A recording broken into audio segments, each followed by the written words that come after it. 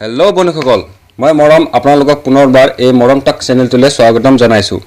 বন্ধুসকল, আজিৰ দিনত সকলো হাততে এটা স্মাৰ্ট মোবাইল থাকে আৰু এই মোবাইলবোৰৰ চাৰ্জ দিবলৈ এডাল মোবাইল চাৰ্জাৰো সকলো ওচৰতে আছে।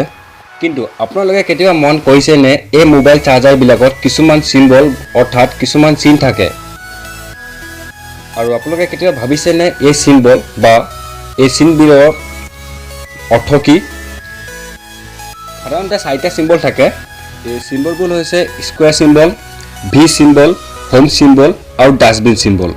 চ' জানো আহক এই চিম্বলবোৰৰ অৰ্থটোতো কি। চ' ফাৰ্ষ্ট আহিল স্কুৱেৰ চিম্বল।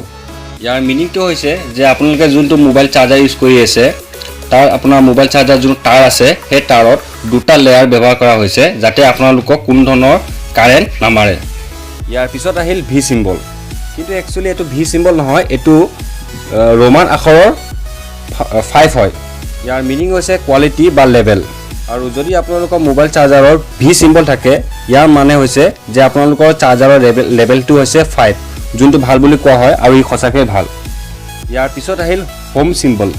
এই হোম চিম্বলৰ অৰ্থটো হৈছে যে আপোনালোকে যোনটো চাৰ্জাৰ ইউজ কৰি আছে সেই চাৰ্জাৰটো আপোনালোকে অকল ঘৰত থাকিয়ে ঘৰত যোনটো আপোনাৰ কাৰেণ্ট আহে তাতে যেন আপুনি এইটো চাৰ্জ দিয়ে, কাৰণ ঘৰত যোনটো চাৰ্জ আপোনাৰ কাৰেণ্ট আহে তাত 220 ভল্টৰ দিয়া হয়, তো তাৰ বাবে এইটো বহুত উপযোগী হয়। ইয়াৰ পিছত আহিল ডাষ্টবিন চিম্বল। সাধাৰণতে এই চিম্বলটো সকলো ইলেক্ট্ৰনিক প্ৰডাক্টত দেখা যায়।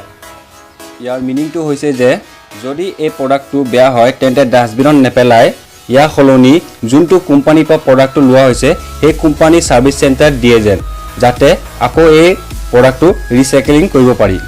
তো বন্ধুসকল, আশা কৰিছোঁ এই ইনফৰ্মেশ্যনটো আপোনালোকৰ কামত আহিব আৰু এনেকৈ বহুত নজনা আৰু ভাল লগা কথাৰ বিষয়ে জানিবলৈ আপোনালোকে যেন এই মৰম টক চেনেলটো ছাবস্ক্ৰাইব কৰে। ধন্যবাদ।